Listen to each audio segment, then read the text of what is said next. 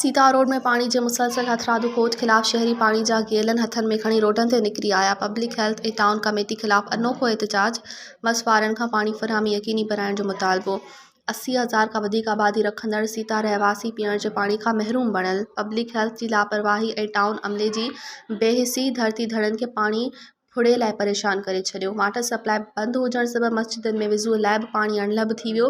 क़यादत खेज़ गर्मी में घरनि में पानी जी खोट सबबि औरतूं ॿारड़ा ऐं मर्द सख़्त तकलीफ़ुनि खे मुंहुं ॾियण लॻा। शहरवासी पीअण ऐं ज़रूरत जो पानी जंहिंजी रक़म एवज़ ख़रीद करण ते मजबूर, जॾहिं त मुतासिर शहरनि मंज़ूर सेताई, इब्राहिम आजिज़, अब्दुल नबी पब्लिक हेल्थ ऐं टाउन इंतज़ामिया जी नाअहली ख़िलाफ़ रोडनि ते निकिरी। हुननि हथनि में ख़ाली गेलन खणी निटण उस में सख़्त एहतजाजी। मज़ीद ख़बरनि ऐं तफ़सीलात लाइ विज़िट कयो असांजी वेबसाइट www.awamiNewsHD.com ऐं ॾिसंदा रहो अवामी न्यूज़ HD।